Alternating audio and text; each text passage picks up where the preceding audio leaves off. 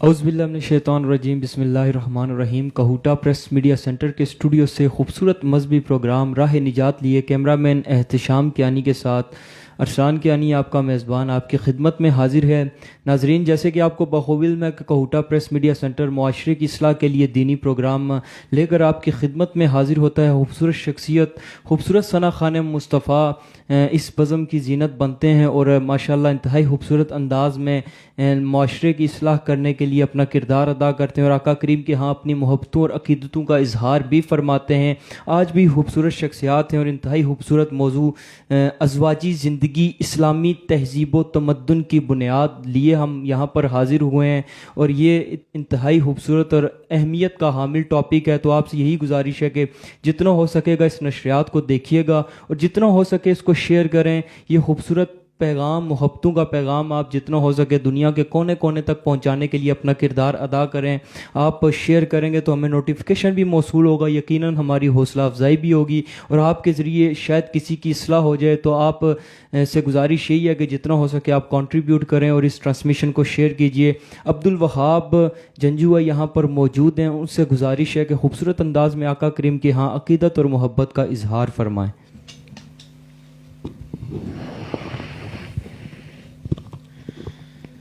صلی اللہ علیہ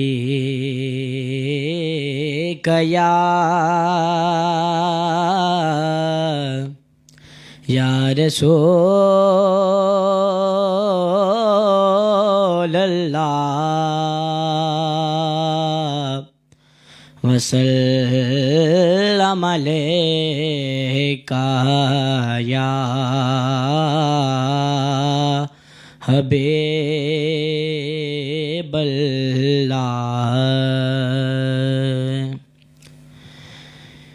میں بندۂ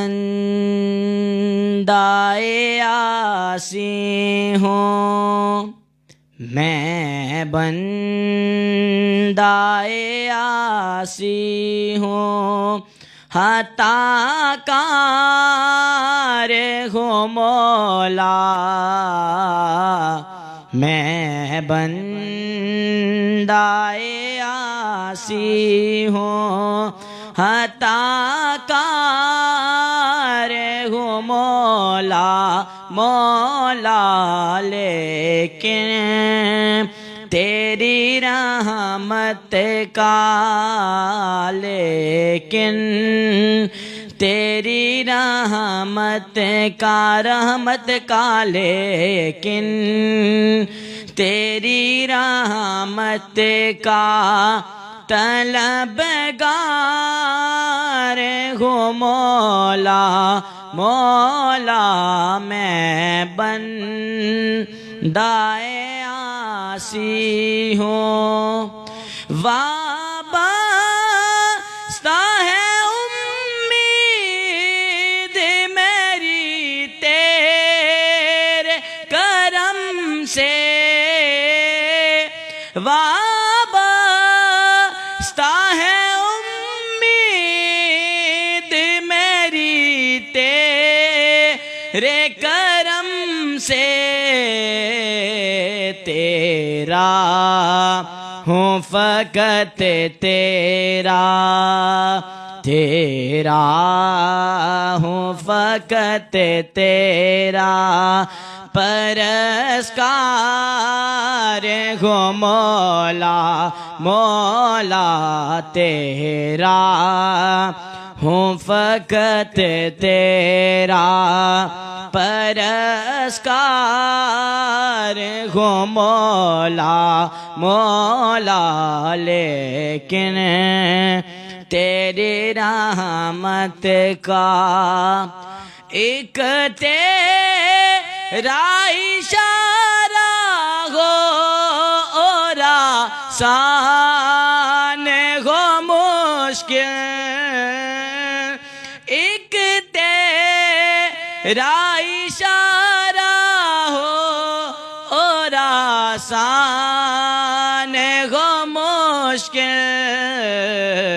ایک لہر اٹھے اور ایک لہر اٹھے اور رے میں اسے پار ہوں مولا مولا، لیکن تیری رحمت کا طلبگار ہوں مولا مولا، لیکن تیری رحمت کا باہیں کے اجالے مجھے کیا راہ سجائیں،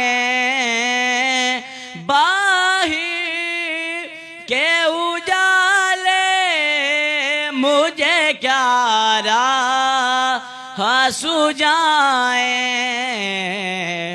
اندھے کے اندھیروں میں، اندھے کے اندھیروں میں گرفتار ہوں مولا مولا، لیکن تیری رحمت کا طلبگار ہوں مولا مولا، لیکن تیری رحمت کا پھر تو میرے ایمان کو توانائی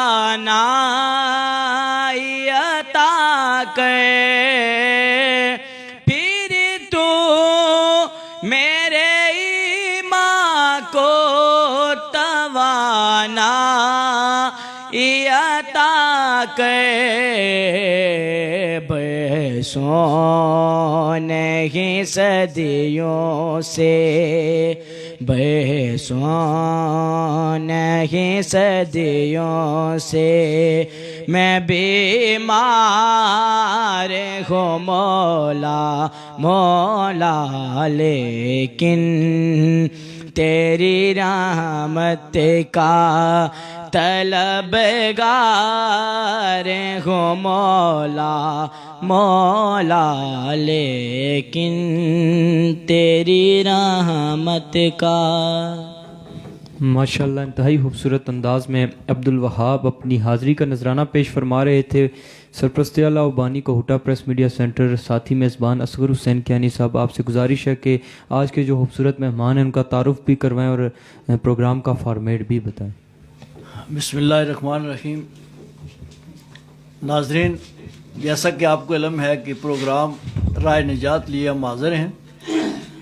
آج ہماری خوش قسمتی ہے کہ ہمارے درمیان ایسی شخصیات موجود ہیں جو نہ صرف اس خطہ بلکہ پورے پنجاب اور پاکستان میں دینی خدمات سر انجام دے رہے ہیں۔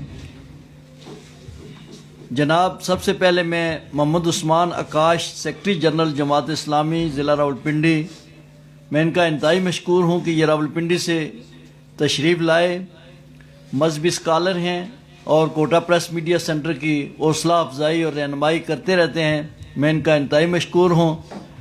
جناب حافظ و قاری زبیر چشتی صاحب، یہ تھوڑے لیٹ ہو گئے ہیں لیکن ان کی مہربانی ہے، کوٹا کی ٹریفک تو ہم ان کے مشکور ہیں۔ ان کے ساتھ حافظ احسن صاحب وہ بھی تشریف لائیں، حافظ باسط صاحب وہ بھی تشریف لائیں، ہم ان سب کے انتہائی مشکور ہیں۔ اور آج کا جو ہمارا موضوع ہے وہ ہر گھر میں، معاشرے کے ہر گھر کا جو ہے وہ ایک حصہ ہے، اور اگر ہماری یہ ازواجی زندگی اچھی ہو جائے تو دنیا بھی میں کامیابی ہے اور آخرت میں بھی کامیابی ہے۔ تو آج ہمارا موضوع ہے ازواجی زندگی اسلامی تہذیب و تمدن کی بنیاد ہے، لیکن میں چاہوں گا کہ قاری زبیر صاحب سے تلاوت ماشاءاللہ خوبصورت انداز میں اللہ کے کلام سے ہمارے دلوں کو محظوظ کرتے رہتے ہیں۔ قاری زبیر حسین چشتی صاحب ماشاءاللہ اکیڈمی بھی یہ اچھے انداز سے چلاتے ہیں اور ثنا خان مصطفیٰ کثیر تعداد میں ان کے شاگرد بھی ہیں. ہمیشہ کوہوٹا پریس میڈیا سینٹر کی یہ رہنمائی کرتے ہیں. جب بھی ان کو کال کریں یہاں پر آتے ہیں اور انتہائی خوبصورت انداز میں ابھی کلام الہی سے ہمارے قلوب و اذان کو منور بھی فرمائیں گے. جی جناب. اعوذ باللہ من الشیطان الرجیم بسم اللہ الرحمن الرحیم الصلاۃ والسلام علیک یا سیدی یا رسول اللہ وعلی آلک و اصحابک یا سیدی یا حبیب اللہ الصلاۃ والسلام علیک یا جد الحسن والحسین وعلی آلک و اصحابک یا جد الثقلین. حمد و صلوات کے بعد بہت ہی مشکور و ممنون ہوں جناب اصغر کیانی صاحب کا اور جتنے بھی اس کوہوٹا پریس میڈیا کی ٹیم ہے، بلکہ یہ تو یہی سمجھے کہ میرا اپنا گھر ہے. اللہ پاک ان کو خوش رکھے. بڑی محنت سے تگ و دو سے یہ اپنے پروگرام نشر کرتے ہیں.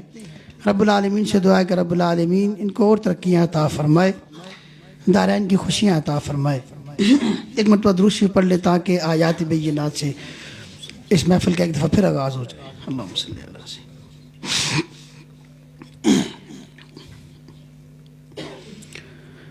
اعوذ باللہ من الشیطان الرجیم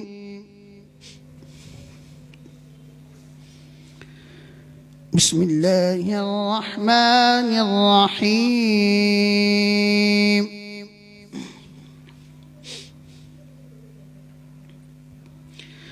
أحل لكم ليلة الصيام الرفث إلى نسائكم. سبحان اللہ.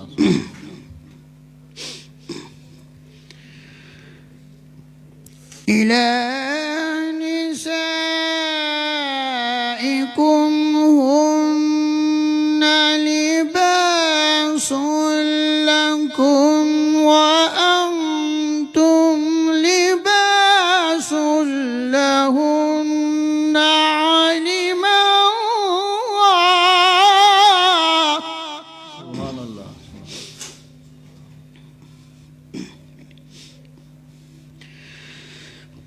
وأنتم لباس لهن علم الله أنكم تختانون.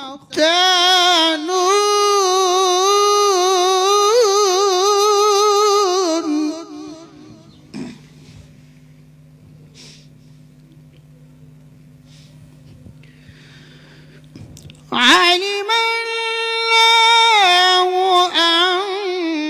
أنكم كنتم تختانون أنفسكم فتاب عليكم.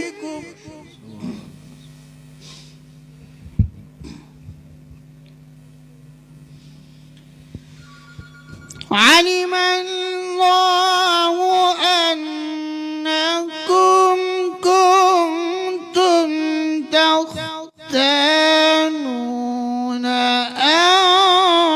أنفسكم فتاب عليكم.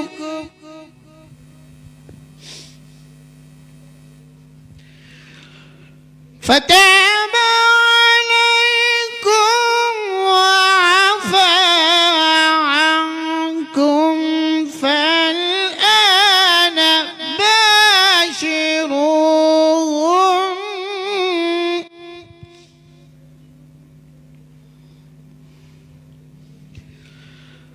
فالآن باشروهن وابتغوا ما كتب الله لكم وكلوا واشربوا حتى يتبين لكم الخيط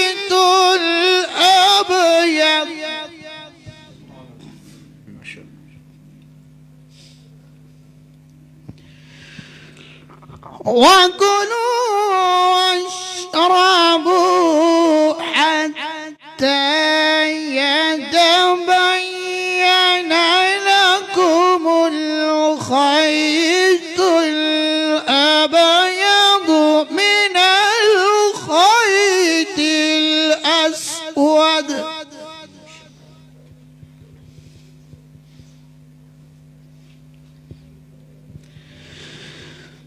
حتى يتبين لكم الخيط الأبيض من الخيط الأسود من الفجر ثم أتموا الصيام إلى الليل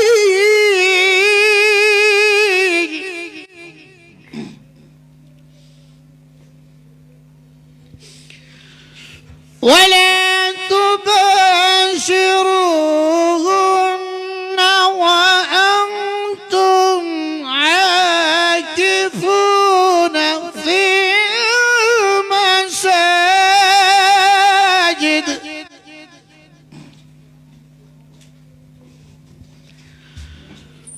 تلك حدود الله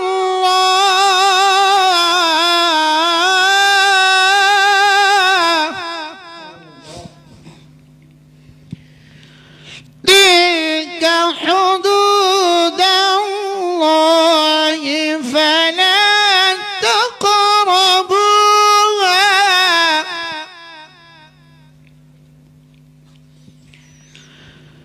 تلك حدود الله فلا تقربوها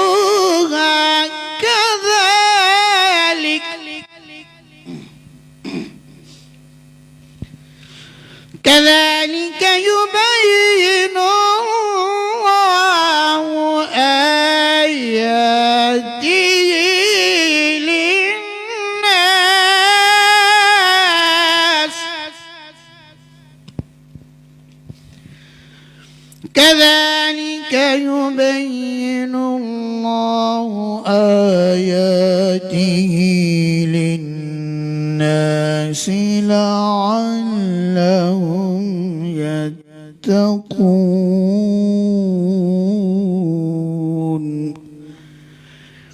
آمنت بالله صدق الله العظيم جزاک اللہ ماشاء اللہ انتہائی خوبصورت انداز میں قاری زبیر حسین چشتی صاحب جو کہ خطیب ہیں جامعہ مسجد اویس کرنی کے انتہائی خوبصورت انداز میں کلام الہی سے ناظرین کے اور ہمارے قلوب و اذان کو منور اور معطر فرما رہے تھے۔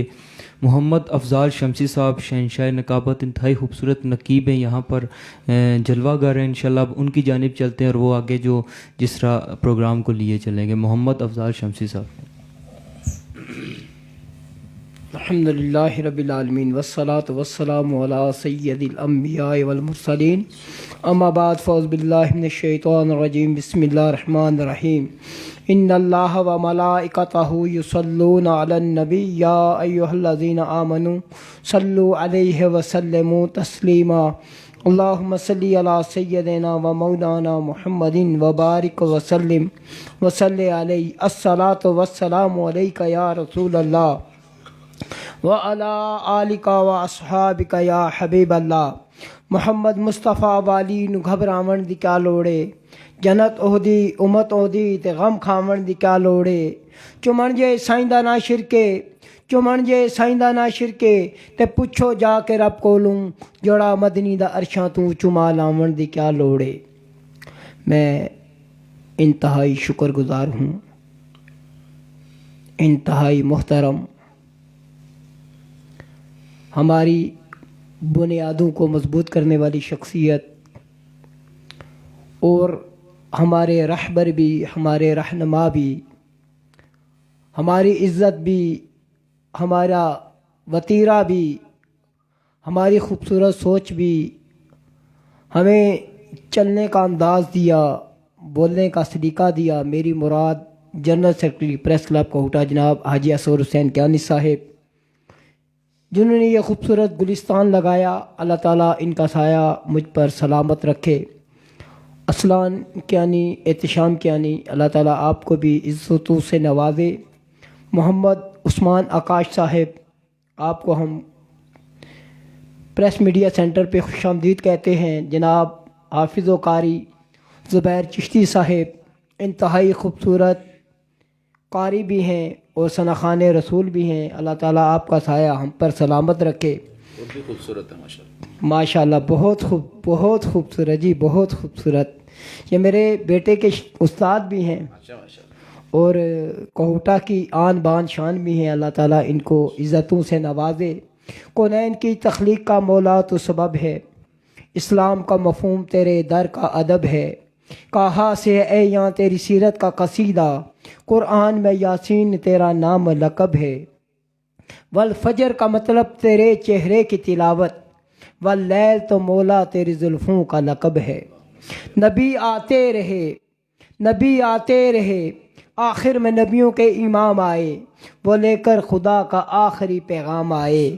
میں ایک دن ظلم کے چہرے کو آخر نوچ ڈالوں گا، میرے ہاتھوں میں جگنو ہے اندھیرا کچھ نہیں کہتا، تلاتم خود بخود بہتاب رہتا ہے سلامی کو، اگر تیراک اچھا ہو تو دریا کچھ نہیں کہتا، ناموس رسالت کی خاطر ہم جان نشاور کر دیں گے، اگر وقت نے ہم سے خون مانگا ہم وقت کا دامن بھر دیں گے۔ میں انتہائی ادب کے ساتھ، انتہائی محبت کے ساتھ، مذہبی اسکالر، انتہائی خوبصورت گفتگو، شعراء اللہ نے عزت دی ہے، اللہ تعالیٰ ان کی عزتوں میں مزید اضافہ فرمائے۔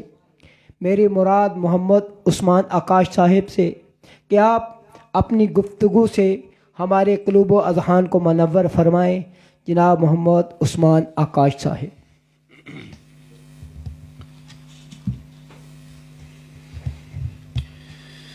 السلام علیکم ورحمۃ اللہ۔ نہایت ہی قابل صد احترام محترم اصغر کیانی صاحب، ان کے فرزندان گرامی قدر محترم علماء کرام، قرائے کرام، آپ لوگوں نے بہت ہی خوبصورت یہ محفل کا انعقاد کیا ہے، اور یہ لائیو آپ لوگوں کی ٹرانسمیشن اس وقت جو ہے وہ جاری ہے۔ اور جو موضوع آج کی محفل کے اندر زیر بحث آئے گا وہ موضوع ہے ازدواجی زندگی، یعنی میاں بیوی کا رشتہ۔ دری بات ہے فیس بک کے اوپر کچھ ویورشپ ایسی بھی ہوتی ہے، اور کچھ دیکھنے والی ہماری آڈینس اور سامعین اور ناظرین ایسے بھی ہوتے ہیں کہ جو ازدواجی کا شاید مطلب نہ سمجھتے ہوں۔ ہمارے ہاں چونکہ انگلش نے اپنے ڈیرے ڈالے ہوئے ہیں فی الحال، اور ہم ذہنی اور فکری طور پہ غلام ہیں، تو اسی لیے ہمیں اپنی جو عربی کی اور اپنی جو اردو کی اصطلاحیں ہیں ان اصطلاحوں سے محبت قدرے کچھ کم ہو گئی ہے۔ تو بہرحال یہ موضوع آج کا بڑا ہی اہم موضوع ہے، جو ازدواجی زندگی جو ہے وہ اسلامی تہذیب و تمدن کی، یعنی اس کو بھی اگر میں نوجوان نسل کے لیے جو سن رہی ہے اس کو تھوڑا میں آسان بنا دوں تو اسلامک سویلائزیشن کے لیے یہ ایک فاؤنڈیشن کی حیثیت رکھتی ہے میاں بیوی کا تعلق جو ہے۔ تو یہ موضوع ہمارا آج جو ہے وہ انشاءاللہ العزیز زیر بحث رہے گا، ہماری اس پوری ٹرانسمیشن کے اندر اس کو زیر بحث لایا جائے گا۔ آیات جو محترم قاری صاحب نے تلاوت کی وہ آیات بذات خود اس موضوع کے حوالے سے ہی ہیں، اور پلانٹڈلی کی گئی ہیں، تہیے کے طور پہ تلاوت کروائی گئی ہیں، اور اس میں اللہ تبارک و تعالیٰ نے خصوصی طور پہ حضور نبی کریم صلی اللہ علیہ وسلم کے اوپر جو وحی نازل کی ہے اس میں اللہ تعالیٰ نے بہت خوبصورت تمثیلات کے ساتھ میاں اور بیوی کے تعلق کو بیان کیا ہے۔ دیکھیں جو میاں بیوی کا تعلق ہوتا ہے، اگر ایک آپ اس کو بنیاد سے پکڑیں اگر ایک انسان تنہا بغیر کسی تہذیب اور تمدن کے زندگی گزارنی اس سے پڑ جائے تو ایک انسان کے لیے یہ بہت بڑی اذیت کی بات ہوگی۔ یعنی اسی انسان کو اگر آپ اٹھائیں اور اٹھا کے اسے جنگل میں چھوڑ کے آ جائیں اور اسے کہیں یہاں زندگی گزارو، تو یہ کوئی اتنا آسان کام نہیں ہے کہ ایک انسان جو احساسات رکھتا ہے، جو جذبات رکھتا ہے، جو ایموشنز رکھتا ہے، جو نفسیات رکھتا ہے، جس کی کچھ اس کے نفسیاتی تقاضے ہیں، کچھ اس کے شہوانی تقاضے ہیں، یہ ممکن ہی نہیں ہے کہ ایک انسان جس کو اللہ تعالیٰ نے ایک جامع ہستی دے کے پیدا کیا ہے، جامع قسم کی ہستی، یہ ممکن نہیں ہے کہ وہ ایک سٹرونگ مضبوط تہذیب اور ایک بہت ہی مضبوط تمدن کے بغیر وہ سروائیول کر سکتا ہو، وہ پروان چڑھ سکتا ہو۔ تجربے کے طور پہ میں نے آپ کو بتایا کہ انسان کو ذرا تہذیب و تمدن سے ہٹتے ہوئے ذرا جنگل میں چھوڑ کے آ جائیں، وہ دیکھیے گا اس کی حیثیت کیا ہوگی۔ تو اسی لیے تہذیب و تمدن جو ہے وہ بنیادی طور پر بہت اہم ہے، نہایت اہم ہے، یہ انسان کی بقا کی علامت ہے۔ لیکن دوسری طرف جو میں آپ کی خدمت میں عرض کرنا چاہتا ہوں، آج کا ہمارا موضوع جو ہے وہ حسن معاشرت سے متعلق ہے، حسن معاشرت، اور حسن معاشرت کے بھی اس اہم موضوع کے ساتھ کہ جسے میاں بیوی کا تعلق اور رشتہ کہا جاتا ہے، میاں بیوی کا تعلق اور رشتہ کہا جاتا ہے۔ گویا کہ میاں بیوی کا تعلق اور رشتہ اور ازدواجی تعلق اگر کہیں ڈگمگا جائے، کہیں امبیلنس ہو جائے، کہ عدم توازن کا شکار ہو جائے، تو لازمی طور پر معاشرے کا حسن جو ہے وہ جو ہے وہ داغدار ہو جاتا ہے۔ چلیں مثال کے طور پہ ہم سمجھتے ہیں، ہم بہت بڑی بات نہیں کرتے، حسن معاشرہ اور معاشرے کی اصطلاحیں استعمال نہیں کرتے۔ آپ ایک گھر کی اصطلاح لے لیجئے، گھر کا سارا سکون اس بات کے اوپر جو ہے وہ محمول ہے اور منحصر ہے کہ اس گھر میں بسنے والے میاں بیوی کے تعلقات کس طرح کے ہیں۔ میاں بیوی کے تعلقات در حقیقت بچوں کے لیے امن اور سکون، اور آنے والی نسل کے لیے اور نسل نو کے لیے جو ہیں وہ ایک پوری تمہید بنتے ہیں، ایک اس کے لیے پریفیس بنتے ہیں، ایک استقبالیہ بنتے ہیں، ایک ابتدائیہ بنتے ہیں۔ تو گویا کہ ہم معاشرے کی بات چھوڑتے ہیں کیونکہ سمجھنا سمجھانا وہ مشکل ہوگا اس تھوڑے وقت میں۔ تو معاشرہ آپ سمجھ لیں ایک گھر کی طرح ہے، اور ایک گھر کے اندر، ایک خاندان کے اندر اگر وہاں بسنے والی میاں بیوی جو ہے اس کے تعلقات اگر کہیں عدم توازن کا شکار ہو جائیں تو کیا نتیجہ نکلتا ہے آپ خود بہتر سمجھ سکتے ہیں۔ تو بالکل اسی طرح اگر ایک معاشرے کے اندر میاں بیویوں کے تعلقات آپس میں، ازدواجی تعلقات معاشرے کے اندر خطرناک حد تک ڈائیورس ریشو چلی گئی ہو، خطرناک حد تک جو ہے وہ طلاقوں کی جو ہے وہ شرح بڑھ چکی ہو، تو ایسے سوسائٹی کے اندر جو نسل پروان چڑھے گی وہ کس طرح کی ہوگی؟ یہ موضوع کا میں تعارف کروا رہا ہوں، کس طرح کی ہوگی وہ، کہ جب ایک معاشرے کے اندر آپ جس میں بس رہے ہیں، اس معاشرے کے اندر اگر آپ سمجھیں کہ ڈائیورس ریشو خطرناک حد تک اگر پروان چڑھ چکی ہے، خطرناک حد تک، تو جو وہ اس میاں بیوی سے تعلق رکھنے والی نسل نو ہے اس کا مستقبل کیا دیکھتے ہیں آپ اور میں؟ ہم کیا دیکھتے ہیں؟ مستقبل نہایت خطرناک مستقبل ہے۔ اور اگلی بات، کسی بھی قوم کا اور کسی بھی معاشرے کا اور کسی بھی تہذیب اور تمدن کا آج نہیں ڈیسائیڈ کرتا کہ وہ کیسی ہے۔ کسی بھی تہذیب، تمدن اور معاشرے کا آج گزرتا ہوا وقت یہ فیصلہ نہیں کرے گا کہ وہ قوم کیسی ہے، بلکہ اس کا مستقبل کیسا بننے جا رہا ہے وہ ڈیسائیڈ کرے گا، وہ بتائے گا کیسا ہے۔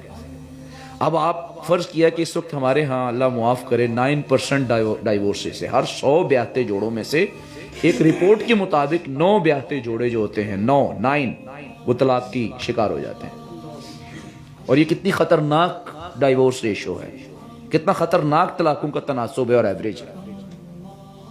تو اسی لیے کسی بھی صحت مند تہذیب اور تمدن کے اندر اس کے معاشرے کا خوبصورت ہونا اور توازن پر ہونا بہت ضروری ہے، اور کوئی معاشرہ حسن معاشرت سے اور حسن سے اس وقت تک فیضیاب نہیں ہو سکتا کہ جب تک اس کے گھروں اور خاندانوں اور میاں بیوی کے تعلقات کے اندر توازن ہو۔ تو گویا کہ میاں بیوی کا تعلق اتنا اہم ہے کہ یہ تہذیب و تمدن کی بنیاد ہے۔ بلکہ اگر میں کہوں اور میری اگر شامت نہ آ جائے تو میں کہوں گا، کیونکہ میں بھی ایک باپ ہوں، میرے بھی ماں باپ ہیں، اور میاں بیوی کا تعلق ماں باپ کے یعنی افزائش نسل کے اعتبار سے، معاشرے کی بہبود کے اعتبار سے میاں بیوی کا تعلق ماں باپ سے بھی تعلق سے زیادہ اہم ہے۔ آپ حیران ہوں گے، سخت بات کر دی میں نے۔ احترام انسانیت کے اعتبار سے سب سے افضل ترین رشتہ جو ہے وہ اللہ اور اس کے رسول کے بعد ماں باپ کا ہے، احترام انسانیت کے اعتبار سے۔ اگر بہترین احترام کا اگر کوئی میرے نزدیک مستحق ہے، مثال دیتا ہوں میں آپ کو سمجھانے کے لیے، لاحوالہ اس پہ کئی ایسے دوست ہمارے ویورز ہوں گے جن کے کان کھڑے ہوں گے کہ یار یہ تو ماں باپ کو پیچھے لے گئے ہیں۔ میں آپ کو ایک مثال سے سمجھاتا ہوں۔ دیکھیں، ماں باپ آپ سے حسن سلوک کا جو ان کا حق ہے کہ آپ ان سے حسن سلوک کریں، اچھا برتاؤ کریں، بھلائی کریں، اس کے عوض ماں باپ کے ذمہ کو ذمہ داریاں نہیں ہیں۔ یعنی میں اس کی مثال دیتا ہوں، ابراہیم علیہ السلام کے والد جو تھے وہ آپ کو پتہ ہے وہ دین اسلام پر نہیں تھے، وہ موحد نہیں تھے، وہ توحید پر نہیں تھے، وہ بت گر بھی تھے، بت فروش بھی تھے، اور بت خانے کے کیا تھے، وہ مجاور بھی تھے، مذہبی امور کے امیر ان کے ذمہ دار تھے۔ اب بعض لوگوں نے لکھا ہے کہ وہ ان کے تایا تھے، چچا تھے، بہرحال قرآن مجید نے ان کو والد کہا ہے، جس کی طرف ہم جائیں گے، جس کا نام آزر بھی آیا۔ ابراہیم علیہ السلام ان سے بچھڑ رہے ہیں اور ان کو کیا کہہ رہے ہیں؟ یا ابتی۔ حالانکہ ابراہیم علیہ السلام کے والد محترم جو ہیں، گویا کہ ماں باپ کا جو تعلق ہے وہ معاشرے کے تمام محترم تعلقاتوں میں سے ایک تعلق ہے جو احترام چاہتا ہے، اور ماں باپ اگر آپ کے ساتھ بھلائی نہ بھی کر رہے ہو تو بھی ان کا احترام کرنا۔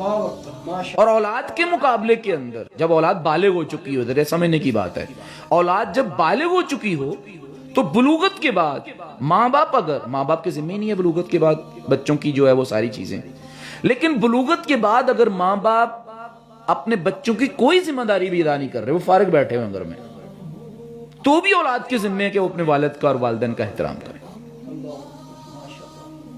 یہ ہے وہ میں بتا رہا ہوں کہ احترام کے اعتبار سے بغیر کسی شرط کے، غیر مشروط، انکنڈیشنل، اگر کوئی تعلق معاشرے کے اندر سب سے زیادہ محترم ہے وہ تو ماں باپ کا تعلق ہے، کیونکہ وہ بغیر کچھ ادا کیے آپ کے احترام کے مستحق ہیں۔ وہ بغیر کچھ ادا کیے، وہ مشرک بھی کیوں نہ ہوں تو بھی وہ بحیثیت والد آپ کے احترام کے کیا ہے، وہ مستحق ہیں، آپ احترام کریں گے ان کا۔ لیکن میاں بیوی کا تعلق تو کچھ دو اور کچھ لو کا تعلق ہے۔ میاں بیوی کا تعلق تو ذمہ داریوں کو ادا کرنے، حقوق کو پورا کرنے، فرائض کو ادا کرنے، وہ تو فرائض اور حقوق کے درمیان توازن قائم کرنے کا تعلق ہے۔ یعنی بیوی کی صرف عزت اس لیے نہیں کی جائے گی کہ وہ بیوی ہے، بھئی کچھ کرنا پڑے گا اسے بھی، اور شوہر کی عزت فقط اس لیے نہیں کی جائے گی کہ وہ شوہر ہے، اسے بھی کچھ نہ کچھ پے بیک کرنا پڑے گا۔ یعنی اسی لیے میں نے آپ سے عرض کیا کہ معاشرے کے حسن کے لیے اور تہذیب و تمدن کی بنیادوں کے طور پر سب سے اہم ترین رشتہ وہ میاں بیوی کا ہے، کہ وہ جب آپس میں حقوق، ذمہ داریوں کے اعتبار سے بتا رہا ہوں آپ کو، جب آپس میں ذمہ داریاں ادا کرتے ہیں، ایک دوسرے کے حقوق ادا کرتے ہیں، یہ بڑا اہم رشتہ ہے۔ حضور نبی اللہ تبارک و تعالیٰ نے اس کے لیے بڑی خوبصورت بات کی، آپ حیران ہوں گے، اللہ تعالیٰ نے ایسی اس میں جو ہے وہ مثال قائم کی ہے۔ اللہ تعالیٰ نے فرمایا ہن لباس لکم وانتم لباس لہن، وہ تمہارے لیے لباس ہیں اور تم ان کے لیے لباس ہو۔ یعنی دنیا کے کسی بھی مذہب کے اندر، جو دنیا کے گڑے ہوئے مذہب ہیں، سو مغرب کی تہذیب جو اپنے آپ کو بہت زیادہ انسانیت کی جو ہے وہ خیر خواہ کہتی ہے، مغرب ویسٹرن کلچر جسے ہم کہتے ہیں، جو 4 دن چکر لگا کے وہاں آ جاتا ہے وہ کہتا ہے، چکرا ہی جاتا ہے وہ بیچارہ۔ مطلب بات کرنے کا یہ ہے کہ اسلام نے جتنا خوبصورت تعارف میاں بیوی کے رشتے کا لباس کہہ کے کروا دیا، لباس کا لفظ بول کے، اس سے خوبصورت تعارف کروانے سے انسانیت کا اثر ہے۔ ہن لباس لکم وانتم لباس لہن، وہ آپ کا لباس ہے اور تم ان کا لباس۔ اب لباس کے اوپر ہم تھوڑی دیر بات کرتے ہیں اور اسی کے نتیجے میں ہم کیا کر سکیں گے انشاءاللہ العزیز، ایک دوسرے کی جو ہے وہ ایک دوسرے کو سمجھا سکیں کہ میاں بیوی کے تعلق کے معاملے میں لباس کی حیثیت کیا ہے۔ ذرا آپ خود غور کریں تھوڑی دیر کے لیے کہ لباس ہوتا کیا ہے۔ لباس انسانی جسم کے سب سے زیادہ قریب ہوتا ہے۔ اب ذرا میاں بیوی کو رکھ کے دیکھیں کہ میاں بیوی کو کیا ہونا چاہیے۔ جس طرح لباس آپ کو سردی گرمی سے بچاتا ہے، لوگوں کی بری نظروں سے بچاتا ہے، آپ کا تحفظ کرتا ہے، آپ کی عزت کا تحفظ کرتا ہے، آپ کے خد و خال کی جو ہے حفاظت کرتا ہے، بالکل ایک شوہر کو اپنی بیگم کے معاملے میں بھی یہ ہونا چاہیے اور ایک بیگم کو اپنے شوہر کے معاملے میں بھی یہ ہونا چاہیے۔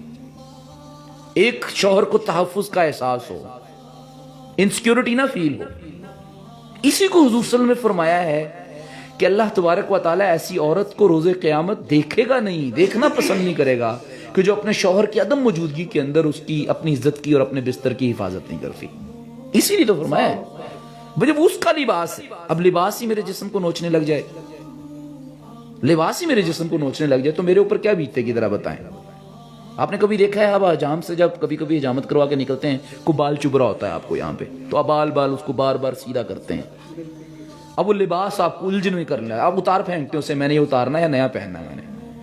میاں بیوی ایک ایسا لباس ہے کہ جو آسودگی کا، آسانی کا، راحت کا باعث بنتے ہیں ایک دوسرے کے لیے۔ اسی لیے لباس انسانی جسم کے سب، یعنی مجھے بھی اپنے اعضاء کے اوپر پوری زندگی گزر گئی ہوگی، بعض اعضاء ایسے ہوں گے جن کو میں دیکھ نہیں سکتا، میں ان کو ڈائریکٹ نہیں دیکھ سکتا، لیکن میرا لباس جو ہے وہ میرے جسم کے بہت قریب ہے۔ اسی طرح میاں بیوی کا رشتہ جو ہے وہ ایک دوسرے کے ساتھ بہت بے تکلف ہونا چاہیے، ایک دوسرے کے قریب ہونا چاہیے۔ शौहर को बेगम से अदम तहफ़्फ़ुज़ का एहसास ना हो, बेगम को शौहर से अदम तहफ़्फ़ुज़ का एहसास ना हो। लेकिन ये कैसा रिश्ता है कि मियाँ बीवी का रिश्ता तो है, कुरान ने इसे लिबास करार दिया है, इतनी खूबसूरत रिजेंबलेंस पैदा की और मुमासलत पैदा की लिबास में। अच्छा, लिबास और क्या करता है? लिबास अगली बात ये करता है कि लिबास फ्लेक्सिबल भी होता है। आपने कभी देखा, आपने दर्जी से लिबास सिलाई करवाया हो और लिबास जो है वो आपको यहाँ से बाजू टाइट कर रहा हो, कमर आपकी टाइट कर रहा हो, बाजू टेढ़ा हो, लिबास फ्लेक्सिबल होता है, बिल्कुल फ्लेक्सिबल होता है। बाजू वाला कपड़ा ये जिद नहीं करता कि मैंने ये जो है दामन वाला कपड़ा बनना है, और दामन वाला कपड़ा ये जिद नहीं करता कि मैंने पांचे वाला कपड़ा बनना है, बिल्कुल जिद नहीं करता। बिल्कुल लिबास है दोनों आपस में, और लिबास के अंदर ये फ्लेक्सिबिलिटी पाई जाती है कि जो जिम्मेदारी लिबास के अंदर मौजूद कपड़े की जो लग जाती है वही अदा करता है। वो कपड़ा ये जिद नहीं करता। बिल्कुल मियाँ बीवी के मामले के अंदर भी मगरब ने हमें खलत मलत कर दिया है। मगरब ने औरत को मर्द की जगह ला बिठाया और मर्द को जो उठा के वो औरत की जगह ला बिठाना चाहता है। घरेलू निजाम खराब करना चाहता है वो, हमारा खानदानी निजाम तोड़ना चाहता है। मर्द और औरत को बिल्कुल दो मुख्तलिफ दायरों के अंदर भगाना चाहता है, थकाना चाहता है, इनको अकेला करके फिर शैतान के नरगे में देना चाहता है। तो इसीलिए लिबास फ्लेक्सिबल भी होता है, और मर्द और औरत को भी लिबास के मामले में अपने लिबास की तरफ फ्लेक्सिबल होना चाहिए। एक दूसरे की गलतियां मुआफ करना, एक दूसरे से दरगुजर करना, एक दूसरे की कोताहियों को मुआफ करना। अच्छा, लिबास के अंदर एक और भी खूबसूरत चीज होती है। लिबास के अंदर चीज क्या होती है कि लिबास, जब आप कुरान ने मिसाल दी है उसी को वजाहत कर रहा हूं। कहा लिबास जो है वो तुम उनके लिए लिबास, वो उनके लिबास है। क्या मतलब इसका? इसका एक मतलब ये भी है कि लिबास जो होता है वो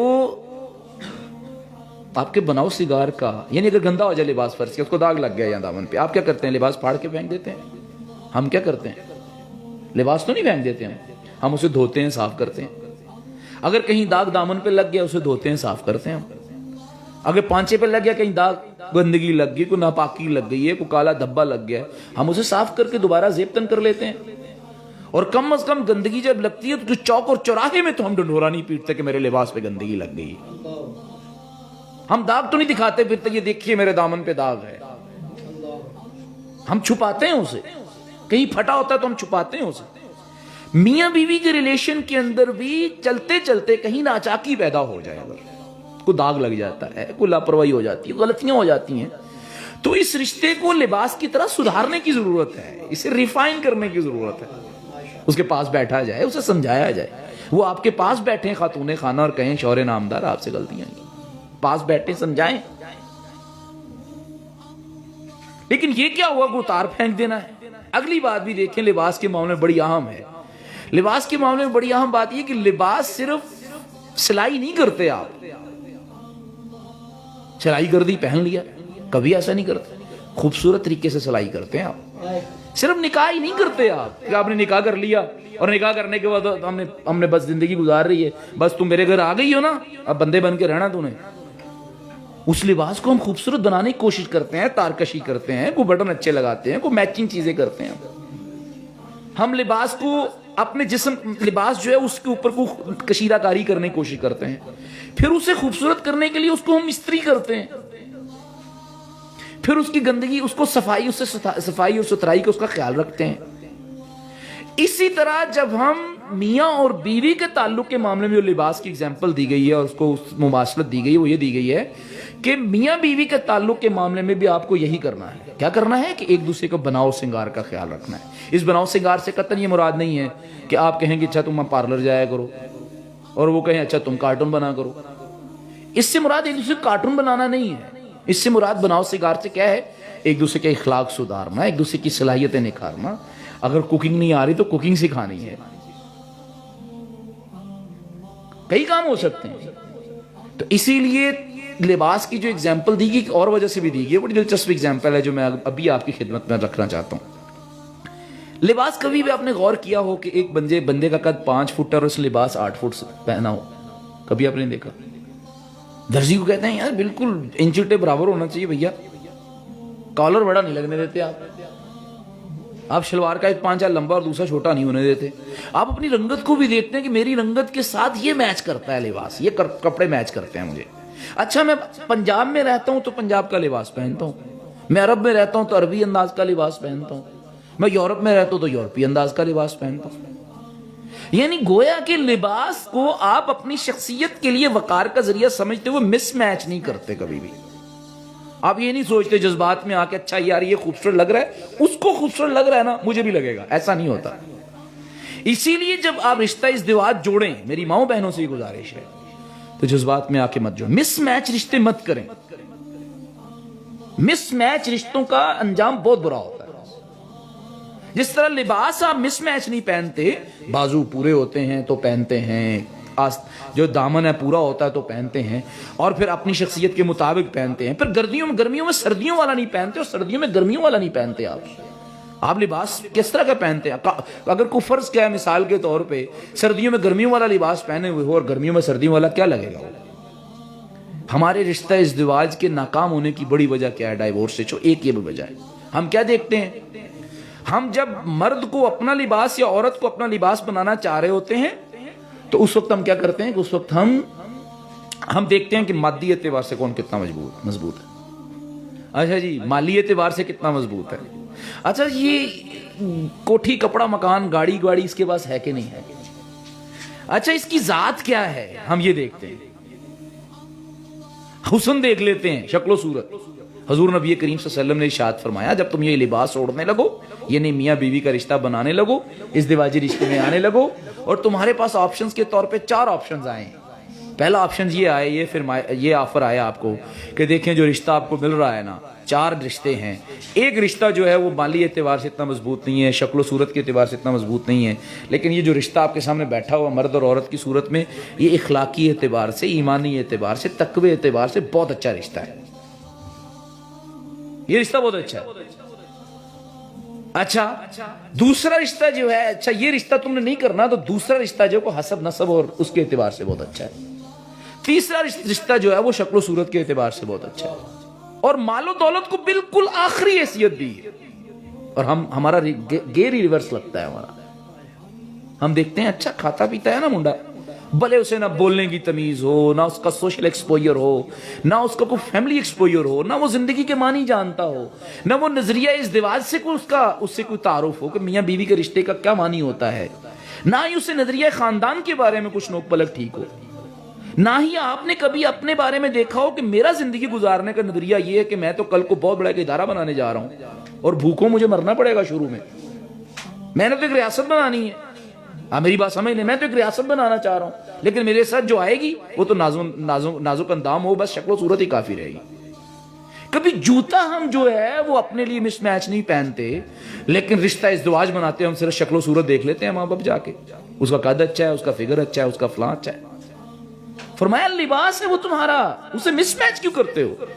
جذبات میں آ کے رشتے کرتے ہو تم, یا برادری کی بنیاد پہ کر دیتے ہو زبردستی. اتنا مس میچ. بیٹے کو ہم نے پڑھا لکھا دیا اور بیٹی بیچاری نہیں جانتی کچھ, کل کو پھر حادثہ ہو جاتا ہے. اسی لیے ہن لباس لکم وانتم لباس لہن, وہ تمہارے لیے لباس اور تم ان کے لیے لباس. تمہارے درمیان قربت ہونی چاہیے, تمہارے درمیان فلیکسیبلٹی ہونی چاہیے. میں سم اپ کر رہا ہوں, اس کا خلاصہ جو ہے تمہارے درمیان فلیکسیبلٹی ہونی چاہیے, ایک دوسرے کی غلطیاں معاف کرنی چاہیے, تمہارے نزدیک ایک دوسرے کے لیے سپیس بننی چاہیے, تمہارے نزدیک ایک دوسرے کے لیے کیا ہونی چاہیے, غلطیاں معاف کرنے کی صلاحیت ہونی چاہیے. تمہارے نزدیک یہ ہونا چاہیے کہ آپس میں تم مس میچ نہ کرو, ایک دوسرے کو بناؤ سنوارو. ہن لباس, یہ بنیادی طور پہ اللہ تعالیٰ نے جو کہا ہن لباس لکم وانتم لباس لہن, تم ان کے لیے لباس ہو اور تمہارے لباس. اگلی بات بھی بڑی اہم ہے, یہ ذرا غور سے سنیے گا, یہ بات سامعین کے لیے بڑی اہم ہے.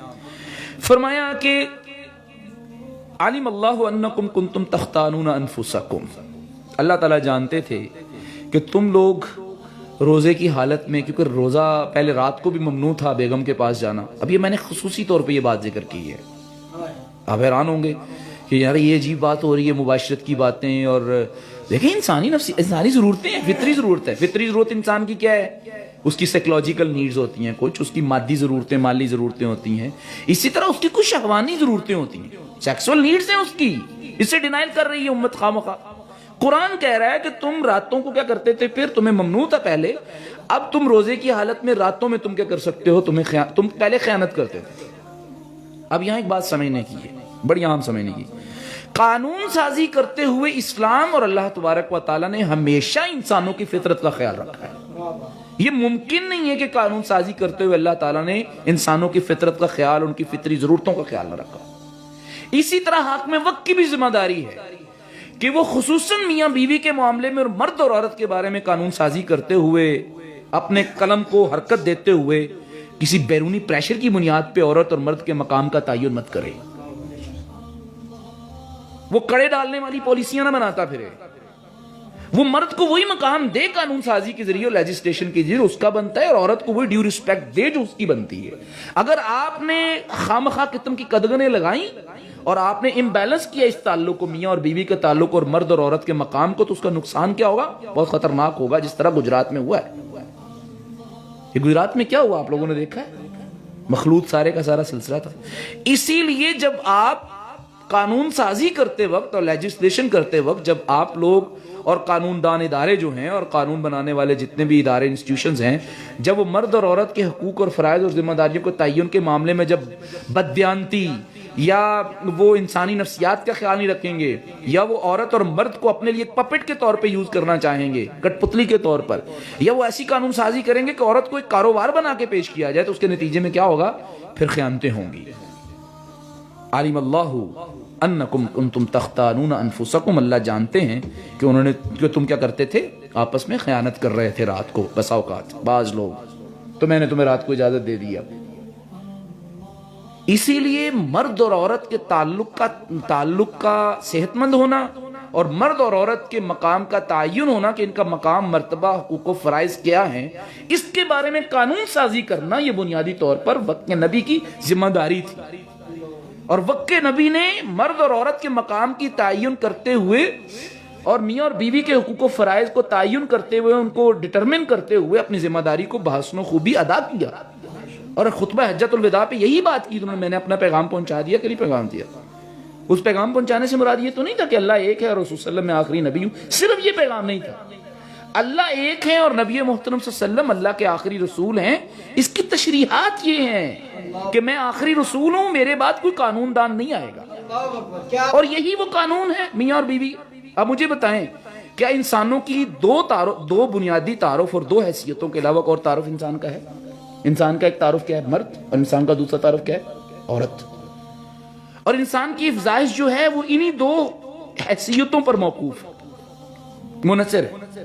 اگر یہی تعلق میاں اور بیوی یعنی مرد اور عورت کا اگر صحیح طرح آپس میں نہ بٹھایا جائے، جسے آپ پنجابی کہتے ہیں کری بہنا، اگر صحیح طرح یہ تعلق سیٹ نہ کیا جائے اور مقام کا تعین، ذمہ داریوں کا تعین، حقوق و فرائض کا تعین نہ کیا جائے، تو معاشرے کے اندر اتنی بڑی اخلاقی، نفسیاتی، معاشی انحطاط کی صورت پیدا ہو جائے گی کہ سنبھالنا مشکل ہو جائے گا۔ مغرب اپنے ہاتھوں سے نکل چکا ہے۔ مغرب کی عورت اور مغرب کا مرد یعنی مغرب کا انسان، وہ مرد کی صورت میں ہے، عورت کی صورت میں ہے، ہر دو حیثیتوں میں مغرب کا انسان جو ہے بے بس ہو چکا ہے، اور وہ ہمیں بھی اسی تہذیب کی طرف دھکیلنا چاہتے ہیں۔ اسی لیے قانون سازی کرتے ہوئے اوپر والے لوگوں کا کام صرف یہ نہیں ہے کہ تلاوت سے پارلیمنٹ کا اجلاس شروع کریں۔ اگر فرض کریں یہ آیات پڑھ رہے ہیں تو ان کی ذمہ داری بنتی ہے کہ مرد اور عورت کے معاملے میں، انسان کی ان دونوں حیثیتوں کے معاملے کے اندر جب بھی لیجسلیشن کریں تو قانون فطرت کو خیال میں رکھیں، اور قانون فطرت جو حضور نبی کریم صلی اللہ علیہ وآلہ وسلم نے ہمیں دیا ہے۔ اگلی اور آخری بات میں جو آپ کی خدمت میں عرض کرنا چاہتا ہوں وہ کیا ہے؟ اللہ تعالیٰ نے جیسے مغرب ہے ہمارے ہاں، جو ہمارے ہاں نا میاں اور بیوی کے ریلیشن کو اللہ تعالیٰ نے اتنا پرپسفل بنایا ہے نا، آپ حیران ہوں گے، اتنا خوبصورت تعلق ہے۔ اس کو بھی انجوائے کر سکتا ہے جو اس کی صحیح نظریے سے آگاہ ہے، جو اس کے فلسفے سے آگاہ ہے۔ فرمایا وَابْتَغُوا مَا نہیں فرمایا فَالْآنَ بَاشِرُوهُنَّ، فَالْآنَ بَاشِرُونَ، اب مباشرت کرو تم آپس میں، لیکن آگے فرمایا وَابْتَغُوا مَا كَتَبَ اللَّهُ لَكُمْ، امر کا صیغہ ہے، اور امر کے تو 12 جہتیں ہیں، ایک جہت اس میں وجوب بھی ہے، اور یہاں وجوب کے لیے امر تحریض کے لیے بھی ہوتا ہے۔ بیٹھے ہو نا، میں جان بوجھ کے لفظ اس لیے بول رہا ہوں کہ ویسے کہا کلو وشربو، کھاؤ اور پیو، تو وہ واجب ہی تو نہیں ہے تمہارے اوپر، لازمی تم نے کھانا، بھوک نہیں بھی لگی تو کھانا ہے، جب پڑھنا ہے کھانا ہے، وہ وہاں تحریض کے لیے کھاؤ یار، مزے لو، جب بھوک لگے کھا لینا۔ لیکن ایک ہوتا ہے امر وجوب کے لیے، واجب ہے تمہارے اوپر کہ میاں اور بیوی کا ریلیشن تم قائم اس لیے نہیں کر رہے کہ just for your sexual need, یہ تمہارے لیے صرف کوئی نا یہ جسمانی کھلونا نہیں ہے عورت، اور جسمانی کھلونا نہیں ہے مرد کہ تم صرف کھیلتے ہو. کوئی کسان ایسا بھی دیکھا ہے؟ قرآن نے ایک جگہ فرمایا نساؤکم حرث لکم، عورتیں تمہاری کیا ہیں؟ کھیتیاں ہیں، بیگمیں ہیں، کھیتیاں ہیں. اور کبھی کوئی کسان ایسا ہوتا ہے کہ جو بس ایویں ہل چلائی جا رہا ہو؟ کوئی کسان ایسا نہیں ہے. جب بھی کسان کھیتی سینچتا ہے، بہت سنجیدہ ٹاپک ہے، جب بھی سینچتا ہے کھیتی سینچتا ہے، نرم کرتا ہے، اس میں ہل جوتتا ہے، کیا کس لیے جوتتا ہے؟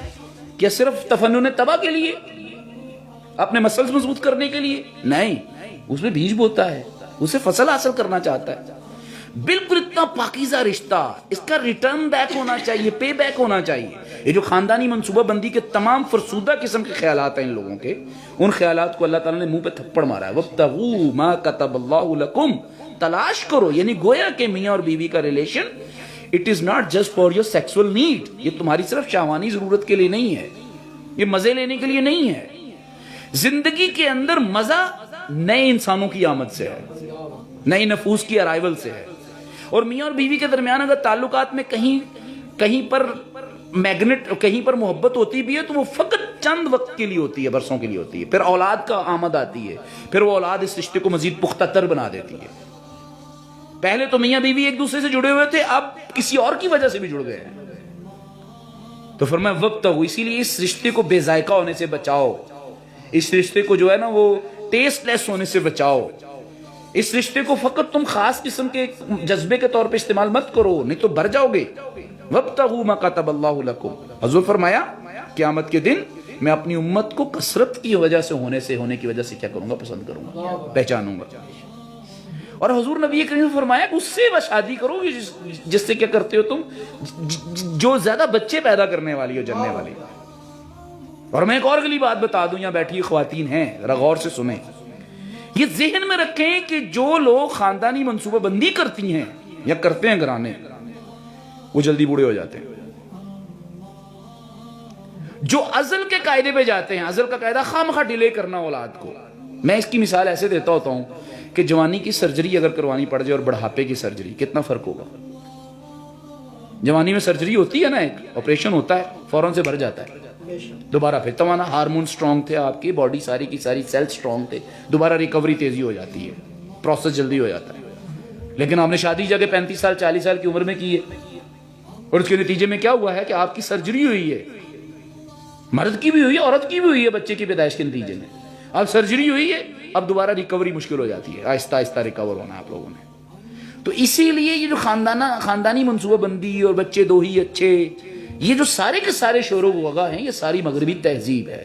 یہ برتھ کنٹرول کے سارے آپشنز. ہاں یہ ضرور ہے کہ مرد اور عورت باہم بیٹھ کے مشورہ کریں اور ایک دوسرے کی صحت اور بچے کی صحت کے حوالے سے کوئی پلاننگ ضرور کریں، لیکن اس کا یہ مطلب قطعاً نہیں ہے کہ کسی موقع پہ جا کے بریک لگا دیجیے گا. یہ قطعاً مقصد نہیں ہے. تو اسی لیے اللہ نے فرمایا وابتغوا ما، اس رشتے کو معنویت دو، اس رشتے کو مقصدیت دو، اس رشتے کو نسل انسانی کی افزائش کا ذریعہ بناؤ. اس رشتے کو فقط اپنے جذبات کی وجہ سے بے وقت مت کرو. تو گویا کہ آج ہمارا جو ازدواجی جو تعلق ہے وہ انسانی تہذیب اور انسانی تمدن کی جو بنیاد ہے، اس میں بنیادی طور پہ میاں بیوی کے ریلیشن کے اندر اللہ تعالیٰ نے جو ریزیمبلنس پیدا کی ہے، لباس کے ساتھ مماثلت دی ہے، اسے یہ بہت خوبصورت ہے. اور لامحالہ میاں بیوی کے تعلق کو ایک دوسرے کے لباس کا تعلق، یعنی ایک دوسرے کی عزت کا محافظ، ایک دوسرے کے لیے سکون کا باعث، ایک دوسرے کے لیے سردی میں گرمی اور گرمی میں سردی کا باعث، ایک دوسرے کے لیے غلطیاں معاف کرنے والا، ایسا ہونا چاہیے. اور اللہ تعالیٰ ہمیں اپنے لباس کو یعنی اپنی بیگم کو اور اپنے لباس کو یعنی اپنے شوہر کو ہر آن نکھارنے، سنوارنے، بہتر بنانے کی اور اسے مس میچ ہونے سے بچائے. اور اللہ تعالیٰ اس کے لیے ہمیں بہت بڑا مقصد بھی عطا فرمائے. وما علینا الا البلاغ المبین. عثمان بھائی ایک سوال کروں گا آپ سے. اکثر و بیشتر جو جھگڑے ہوتے ہیں میاں بیوی میں، وہ اس لیے ہوتے ہیں کہ والدین کی تم خدمت نہیں کر رہی ہو. اس حوالے سے تھوڑی سی ذرا گفتگو کریں کہ والدین کا یعنی کہ شوہر کی بیگم کا شوہر کے والدین پہ کتنا حق ہے یا کیا کر سکتی ہے. جواب اپنی مرضی کا چاہیے یا میں صحیح جواب دوں؟ صحیح جواب دینا، صحیح جو دینا چاہیے. اچھا جی، پہلی بات تو بنیادی طور پہ یہ کہ اس میں کوئی شک نہیں ہے کہ ماں باپ کی خدمت کرنا یہ بیٹے کی ذمہ داری ہے. کس کی ذمہ داری ہے؟ بیٹے کی ذمہ داری. لیکن سوال یہ پیدا ہوتا ہے کہ کیا آپ ساری کی ساری چیزیں اسلام کس طرح اترا ہے؟ کلچرل ہے اسلام بہت زیادہ، یعنی اسلام نے اس وقت کی ثقافت کا خیال رکھتے ہوئے اترا ہے. جو چیزیں ڈائریکٹ انسانیت کے خلاف تھیں اسلام نے حرام کر دی، اور جو چیزیں آلریڈی وہاں موجود تھی اور انسانیت کے لیے کیا نہیں تھی، خطرناک نہیں تھی، اسلام نے ان کو کیا بنا لیا؟ اپنا حصہ بنا لیا. سوال یہ کہ مرد کی یہ ذمہ ہے کہ وہ اپنے ماں باپ کی کیا کرے؟ خدمت کرے، اس کے لیے خادمہ رکھے، خود آئے. لیکن سوال دوسری طرف یہ بھی پیدا ہوتا ہے کہ وہ افورڈ بھی کر سکتا ہے کہ نہیں کر سکتا. اگر وہ افورڈ نہیں کر سکتا تو تعلیم دوسری آ گئی اب کہ عورت کی اپنے مرد کے لیے مدد فراہم کرنا، کیا یہ معاشرتی، کاروباری، مادی ضرورت اس کی ذمہ داریاں نہیں ہیں؟ اس کی مادی ذمہ داریاں. مطلب میں اس کی مثال ایسے دوبارہ دہرا دیتا ہوں کہ یہ ٹھیک ہے کہ مرد کو چاہیے کہ وہ خانسامہ، وہ خادمہ، کوئی جو ہے وہ گھر میں میڈ رکھے جو اماں کی خدمت کرے، جو ابا کی خدمت کرے. ظاہری بات ہے بیٹا خود تو نہیں خدمت کرے گا. جو ماں کی ضرورتیں ہیں، جو فیمیل سائڈ کی ضرورتیں وہ بیٹا نہیں کر سکتا. اس میں کوئی شک نہیں کہ یہ باپ بیٹے کی ذمہ داری ہے، اس میں کوئی شک نہیں. لیکن سوال یہ پیدا ہوتا ہے، یعنی کہ وہ ذمہ داری ادا کرے، لیکن دوسری طرف سوال یہ پیدا ہوتا ہے کہ بیٹا فائنینشلی افورڈ نہیں کر رہا تو کیا کیا جائے گا؟ اور صحابیات میں مثالیں کیا ملتی ہیں. کچھ چیزیں یہ نہیں دیکھی جاتی ہوتی جو اسلام نے ہمارے ذمے کی ہیں کہ نہیں کی. کچھ چیزیں آپ کے ذمے معاشرتی ہوتی ہیں، کچھ چیزیں آپ کے ذمے مادی تقاضوں کے طور پہ آتی ہوتی ہیں، کچھ چیزیں آپ کی جائز ثقافت کے طور پہ آتی ہیں. اور یہ ضرور ہے کہ ساس سسر کو بھی چاہیے کہ وہ اپنی بچیوں کے ساتھ ان بہوؤں کے ساتھ بچیوں کی طرح کا رویہ اختیار کرے، ان کی غلطیوں کو درگزر کرے، جو میں نے لباس الکم کی بات کی ہے. اور اگر ان کو کچھ سمجھانا بھی ہو تو بیٹے کے ذریعے سے سمجھایا جائے، کانا پھوسی نہ کی جائے، کان نہ بھرے جائے. پھر رشتے وقت تک چل جاتے ہیں، بہت دیر تک چل جاتے ہیں. اور اگر کہیں نہ کہیں بدمزگی پیدا ہو بھی جائے تو کم از کم مروت اور لحاظ اور ایک دوسرے سے ملنا جلنا نہیں جاتا تھا. صحابیات میں مثالیں ایسی ہیں کہ طلاقیں ہوں گی لیکن بعد میں اس کے باوجود بھی ان کے درمیان انسانی مروت اور لحاظ باقی رہا. لیکن اگر جب ہم پہلے قدم پہ اٹھائیں گے کہ میں نے آپ کی والدہ کو نہیں سنبھالنا، میں نے آپ کے ابو کو نہیں سنبھالنا، تو آپ کس طرح کی اپنائیت اور کس طرح کی وفاداری اپنے شوہر کے ساتھ ظاہر کر رہی ہیں؟ اور آپ کیا توقع کرتی ہیں کہ وہ شوہر پھر وہ بندہ آپ کا جو ہے وہ آپ کے ماں باپ کو عزت دے گا؟ وہ نہیں دے گا. اس کو بھی تعلیم دی گئی کہ تم اپنی بیگم کے والدین کو اپنے والدین کی طرح سمجھو، ان کو عزت دو، ان کو دعا کے لیے کہو، ان کے ہاتھ چوما کرو. تو اسی لیے یہ مغرب کے مغالطے ہیں کہ جو وہ عورت کو بالکل تنہا کرنا چاہتا ہے. بہرحال ایک ٹرانسمیشن ہوتی ہے تجربات کی، اور عورت کو بچوں کی بلوغت سے پہلے تک لازمی طور پہ اپنے ساس اور سسر کے ساتھ رہنا چاہیے. اس کا فائدہ یہ ہوتا ہے کہ پچھلی نسل یعنی بڑی نسل کے سارے تجربات اگلی نسل تک کیا ہوتے ہیں؟ منتقل ہوتے ہیں. ماشاءاللہ محمد عثمان آکاش صاحب انتہائی خوبصورت انداز میں ازواجی زندگی جو اس کے حوالے سے جو ٹاپک تھا، انتہائی اچھا ٹاپک انہوں نے چوز کیا، انتخاب کیا، اور ماشاءاللہ اس کی ضرورت بھی تھی. اور کوہوٹا پریس میڈیا سینٹر کے ذریعے ایک اہم پیغام جو لوگوں تک پہنچایا. محسن علی قادری، راجہ زین جنجوعہ، سفیر سیفی، تبسم جاوید صاحب، محمود جنجوعہ، راشد محمود مرزا، انصر بیگ، فراز ستی، ایم محمود عباسی، کیسر جاوید کیانی، وقار علی چودھری، ایم رضوان، قمر حسین، محبت خان، عمر شہزاد، نیلہ، راجہ نظام الدین، حمزہ خان کھٹر، سفیان طارق، ملک طاہر، اقبال آوان، سیفی ناز، طالب حسین، ستی، واحد محمود، راجہ حسنین، یاسر راجہ، سعید اللہ، محمد ثاقب ساقی، محسن مغل، راجہ فرحان، قمر رضا، سردار منیب کشمیری، رمضان ستی، راجہ اسد، عبد الجبار، سردار عتیق، ندیم حسین، ذیشان علی، محمد الیاس چودھری، سہیل اور دیگر دوست احباب پروگرام کو دیکھ رہے ہیں اور اپنا فیڈ بیک دے رہے ہیں. ماشاءاللہ کمنٹ بھی کافی ہیں. میں دیکھوں گا کوئی سوال ایسا ہوا تو میں انشاءاللہ اپنے جو مہمان یہاں پر بیٹھے ہوئے ہیں ان کی خدمت میں ضرور رکھوں گا. یہاں پر حمزہ خان کھٹر بھی ہیں، ہماری ٹیم کا حصہ ہیں ماشاءاللہ، وہ بھی بیٹھے ہوئے ہیں، اور دیگر دوست احباب. یہ بھی میں محمد افضال شمسی صاحب کی جانب چلوں گا جو کہ خلیفہ مزاج نہریاں شریف بھی ہیں. خوبصورت انداز میں نقابت کے فرائض سر انجام دیتے ہیں. ہمارے احسن صاحب ہیں، ان سے دو اشعار، اور قاری زبیر چشتی صاحب ہیں، ان سے ایک کلام کی فرمائش بھی ہے، تو وہ پھر اس کے بعد انشاءاللہ. بہت شکریہ جی اسلان کیانی صاحب. ماشاءاللہ جی عثمان آکاش صاحب، آپ کا بڑا خوبصورت ازواجی زندگی پر بیان تھا. اللہ تعالیٰ آپ کو مزید ترقیاں اور مزید کرم کے معاملات آپ پہ اللہ پاک کرم کرے۔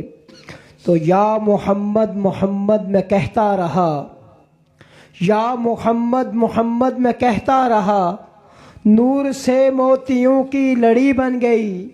یا محمد محمد میں کہتا رہا، نور سے موتیوں کی لڑی بن گئی۔ آیتوں سے ملاتا رہا آیتیں، آیتوں سے ملاتا رہا آیتیں، پھر جو دیکھا تو نعت نبی بن گئی۔ کون ہے جو طلبگار جنت نہیں، حسن جنت کو جب بھی سمیٹا گیا، مصطفیٰ کے نگر کی گلی بن گئی۔ یا محمد محمد میں کہتا رہا، نور سے موتیوں کی لڑی بن گئی۔ ہم کو درپیش ہے ایک مبارک سفر، ہم کو درپیش ہے ایک مبارک سفر، قافلہ اب مدینے کا تیار ہے، کوئی سجدے کی سوغات ہے نہ کوئی، زود و تقوی میرے پاس سرکار ہے، چل پڑا ہوں مدینے کی جانب مگر سر پہ ہائے گناہوں کا انبار ہے۔ جرم حسیاں سے اپنے سجاتا ہوا اور اشک ندامت بہاتا ہوا، در پہ حاضر یہ تیرا گنہگار ہے۔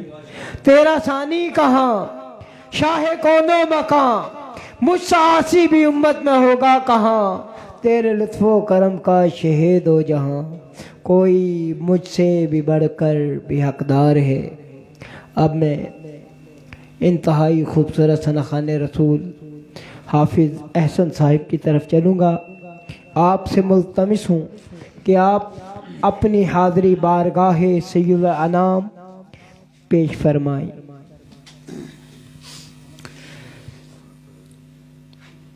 صلی اللہ علیہ یا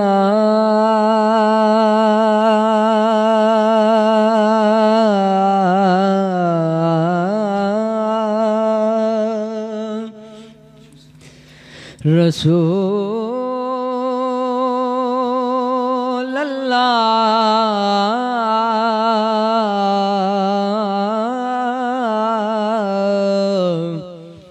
وسلم علیک یا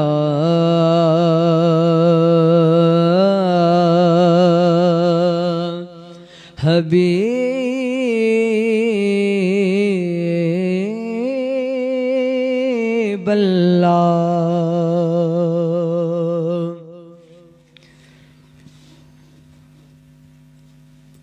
عجیب فیض ہے آقا تیری محبت کا، عجیب فیض ہے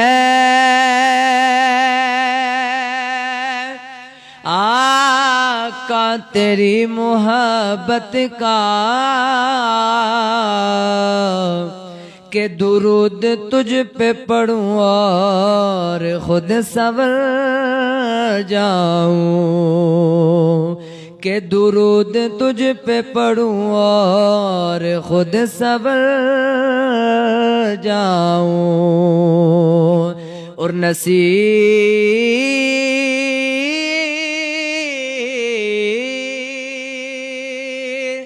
ہم تو اپنوں سے کوئی بات نہیں، کرم ہے ان کا جو اپنا بنائے بیٹھے ہیں، کرم ہے ان کا جو اپنا بنائے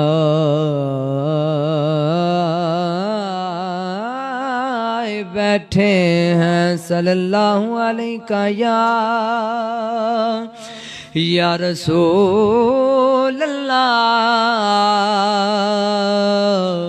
وسلم علیک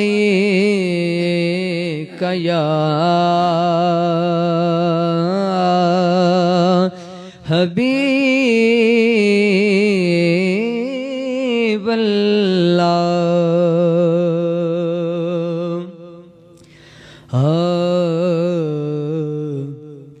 سر میں فل کرم اتنا میرے سرکار ہو جائے، سر محفل کرم اتنا میرے سرکار ہو جائے، نگاہیں منتظر رہ جائیں اور دیدار ہو جائے، نگاہیں منتظر رہ جائیں اور دیدار ہو جائے، اور تجسس میں تیرے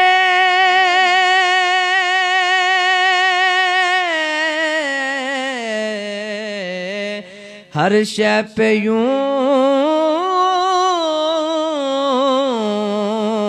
نظریں جماتا ہوں، نہ جانے کون سی شے میں تیرا دیدار ہو جائے، نہ جانے کون سی شے میں تیرا دیدار ہو جائے، اور میری ماں نے مجھے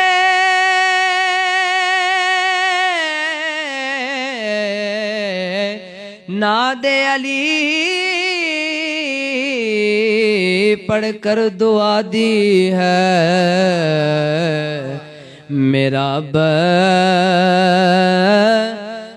غلام احمد مختار ہو جائے، میرا بچہ غلام حیدر کرار ہو جائے، میرا بچہ غلام میثم تمار ہو جائے، نگاہیں منتظر رہ جائیں اور دیدار ہو جائے۔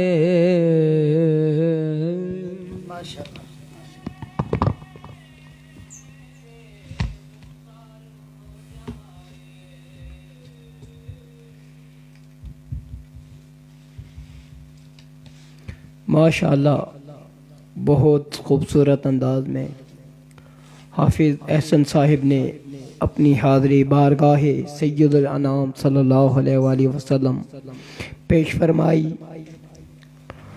چمک تجھ سے پاتے ہیں سب پانے والے، چمک تجھ سے پاتے ہیں سب پانے والے، میرا دل بھی چمکا دے چمکانے والے، میرا دل بھی چمکا دے چمکانے والے، برستا نہیں دیکھ کر ابر رحمت، بدوں پر بھی برسا دے برسانے والے، مدینے کے خطے خدا تجھ کو رکھے، مدینے کے خطے خدا تجھ کو رکھے، غریبوں فقیروں کے ٹھہرانے والے، تو زندہ ہے واللہ، تو زندہ ہے واللہ، تو زندہ ہے واللہ، میری چشم عالم سے چھپ جانے والے، میں مجرم ہوں آقا مجھے ساتھ لے لو، کہ رستے میں ہیں جا بجا ٹھانے والے،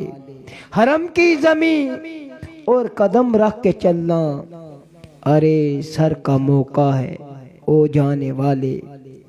اب میں انتہائی محبت کے ساتھ کہوٹہ شہر کے خوبصورت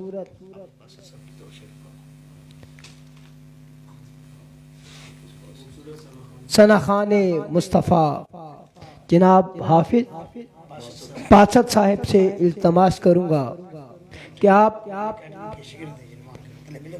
ماشاءاللہ یہ انتہائی خوبصورت ثنا خان ہیں، اکیڈمی جو انہوں نے بنائی ہوئی ہے، حافظ زبیر چشتی صاحب نے ان کے خصوصی شاگرد ہیں، تو آپ سے میں ملتمس ہوں، التماس کروں گا کہ اپنے خوبصورت انداز سے اپنی حاضری بارگاہ سید الانام پیش فرمائیں۔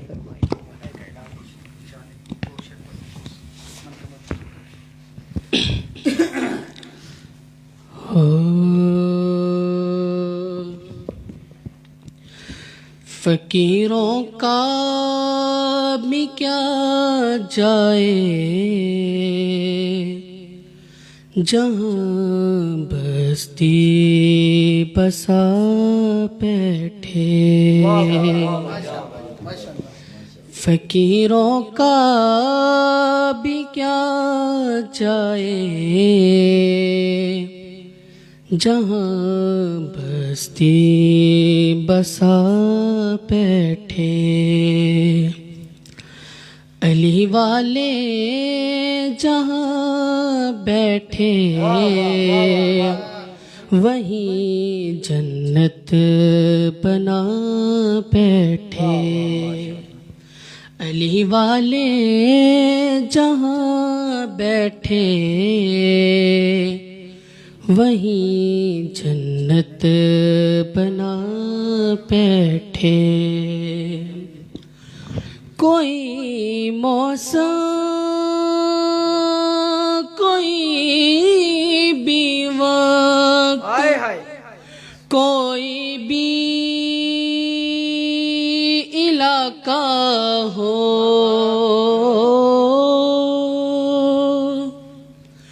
کوئی موسم کوئی بھی وقت کوئی بھی علاقہ ہو،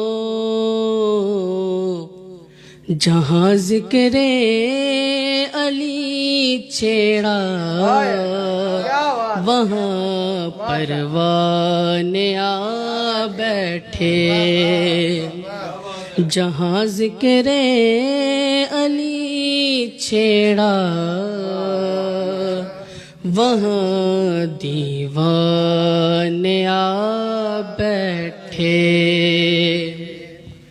اور علی والوں کے نعروں نے رضا ایسا سما باندھا،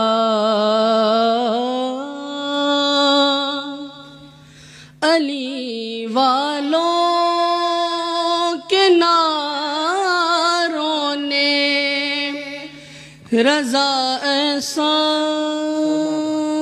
سما باندھا کہ خود مولا بھی اپنے نام کا نعرہ لگا بیٹھے، کہ خود مولا بھی اپنے نام کا نعرہ لگا بیٹھے، علی والے جہاں بیٹھے وہیں جنت بنا بیٹھے۔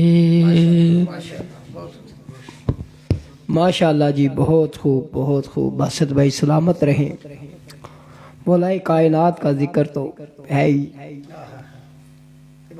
عبادت، اور سند جنت الفردوس بن کے رحمت کے طلبگار چلے آتے ہیں، رقص کرتے ہوئے میخوار چلے آتے ہیں، پیچھے پیچھے ہیں سرے حشر گنہگار تمام، آگے آگے میرے سرکار چلے آتے ہیں۔ اے فرشتوں چھوڑ بھی دو وہ دیکھو، میرے عیبوں کے خریدار چلے آتے ہیں، راستے صاف بتاتے ہیں کہ آپ آتے ہیں، اہل دل گیت یہ گاتے ہیں کہ آپ آتے ہیں، ہم جو میلاد مناتے ہیں کہ آپ آتے ہیں. چاند تاروں میں نصیر آج بڑی ہلچل ہے، یہی آثار بتاتے ہیں کہ آپ آتے ہیں.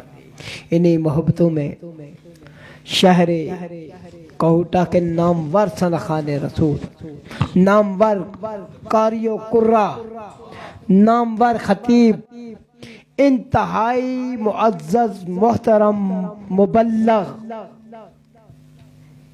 قاری قرہ، زینت قرہ، سنخان رسول، سنخان مصطفیٰ، جناب محترم قاری زبیر چشتی صاحب، خطیب جامعہ مسجد اویس کرنی، آپ سے ملتمس ہوں، التماس گزار ہوں کہ آپ اپنی خوشگلو آواز میں بارگاہ سید الانام میں اپنی حاضری کا نذرانہ پیش فرمائیں. جزاک اللہ جناب شمسی صاحب. ٹھیک ہے، جزاک اللہ شمسی صاحب، آپ نے بہت بڑے بڑے القابات سے نوازا. میرے لیے اگر سادات کرام خصوصاً قبلہ پیر سید زبیر احمد شاہ جی کی جوتیوں کا وہ صدقہ مل جائے تو میرے لیے بہت بڑی چیز ہے. اللہ پاک سلامت رکھے. ماشاءاللہ بڑی پیاری محفل سجائی، رب العالمین انہی کے صدقے سے ہے، انہی کی برکت سے ہے. کیا بات. بہرحال یہ بلکہ یہ تحصیل کوہٹا یہ بات کہیں تو یہ اچھا ہوگا کہ تحصیل کوہٹا میں یہی سمجھے کہ قبلہ پیر سید زبیر احمد شاہ جی کا فیضان بول رہا ہے. آئیے کریم آقا کی بارگاہ میں، آقا دو جہاں کی بارگاہ میں صلی اللہ علیہ وسلم کا ہدیہ پیش کرتے ہیں. پھر جس طرح انہوں نے فرمایا کہ نعت شریف کے ساتھ ہی میاں محمد باقر صاحب کا کلام تمام حضرات میرے ساتھ مل کے پڑھ لیں. صلی اللہ علیہ یا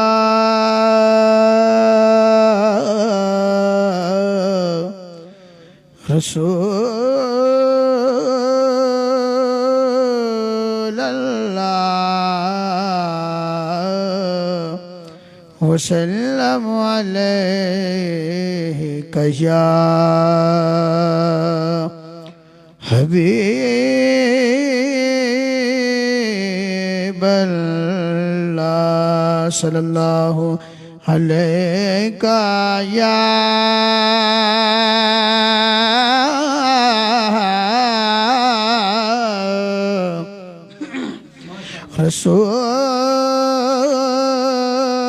رسول اللہ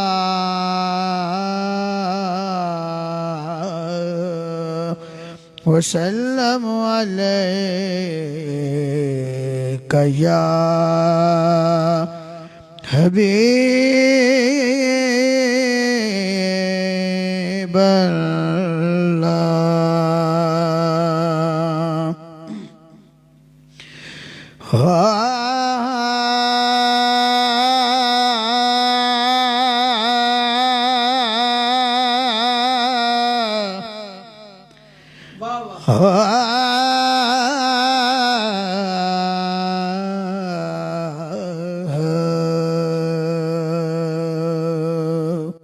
جو موضوع شمسی صاحب نے چھیڑا تھا گناہگار کی نسبت سے، گناہگار کو لے کر، وہی آگے میں لے کے جانا چاہتا ہوں.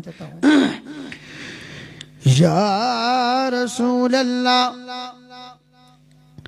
یا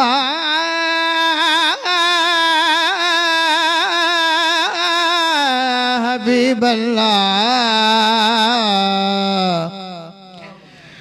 یا رسول اللہ، آپ کے جلووں میں وہ رانائی ہے، دیکھنے پر بھی میری آنکھ تمنائی ہے. کیوں کہ حق تعالی بھی کری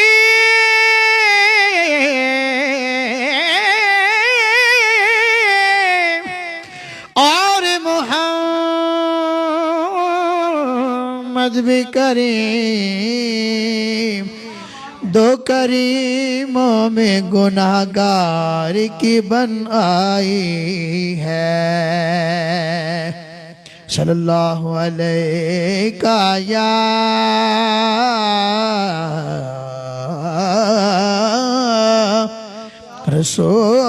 رسول اللہ وسلم علیک یا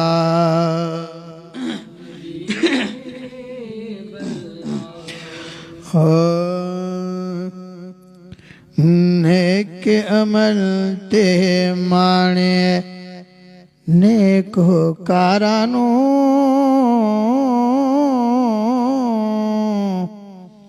نیک عمل تے مانے نیک کارانو سرکار دبوہا کافیو گنہارانو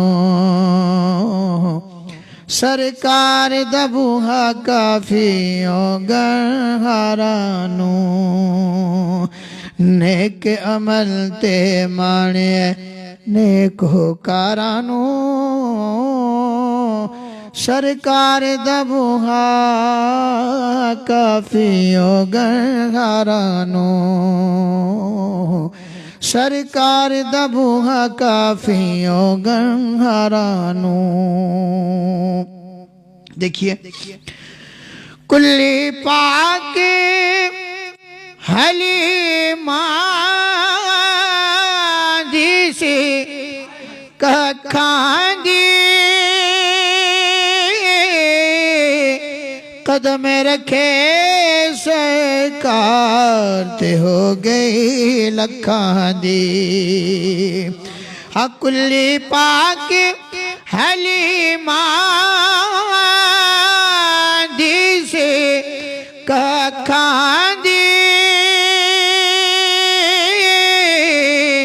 قدم رکھے سرکار تے ہو گئی لکھاں دی اگلواں مہینہ محل چو بارانو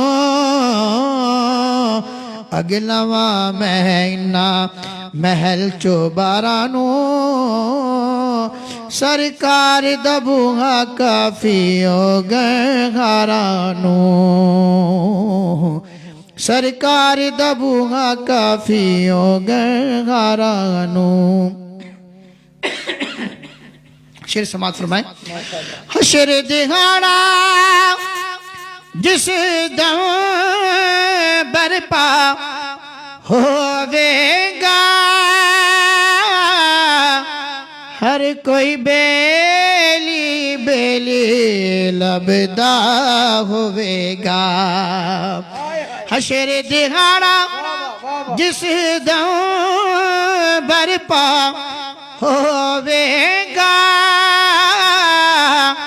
ہر کوئی بیلی بیلی لبدا ہووے گا پر کملی والے لبنا اساں گناہگارانو کملی والے لبنا اساں گناہگارانو سرکار دبوہا کافیو گنہارانو سرکار دبوہا کافیو گنہارانو آدم نے کہا نفسی نفسی یعقوب نے کہا اذهبوا الى غیری عیسیٰ نے کہا نفسی نفسی موسیٰ نے کہا اذهبوا الى غیری محمد رسول اللہ نے کہا رب هب لی امتی امتی امتی سرکار دبوہا کافیو گنہارانو سرکار دبوہا کافیو گنہارانو حشر دہاڑا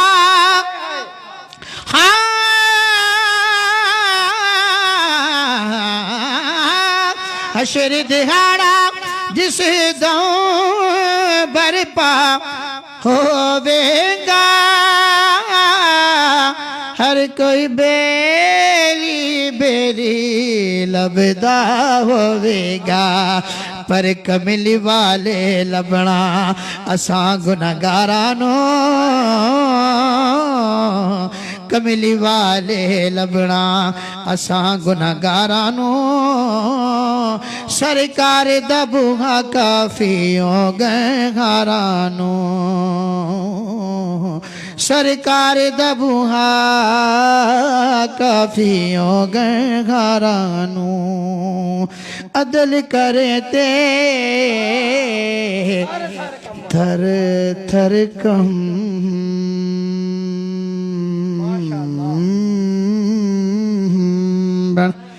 تے اچیاں شانہ والے تے فضل کرتے بخش داواں تے میرے دے منہ کالے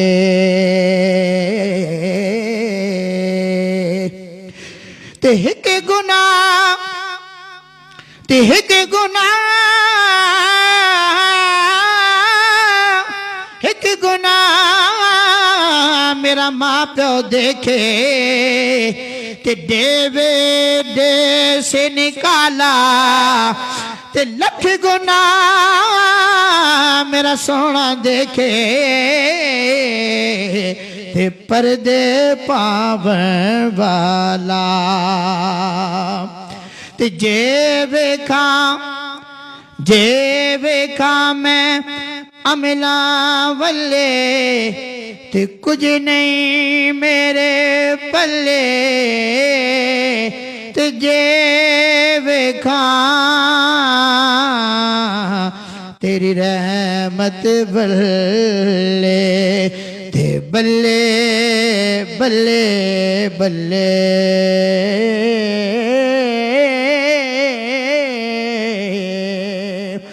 تے باپ مرے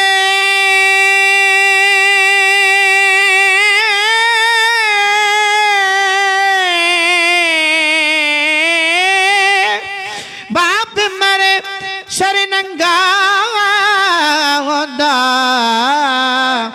تے ویر مرن کنڈ خالی تے ماما باج محمد بخشا تے کون کرے رکھوالی آخری شعر سماعت فرمائیں جاؤ یار حوالے رب دے تے میلے 4 دنہ دے تے اس دن عید مبارک ہو سی تے جس دن پھر ملا گے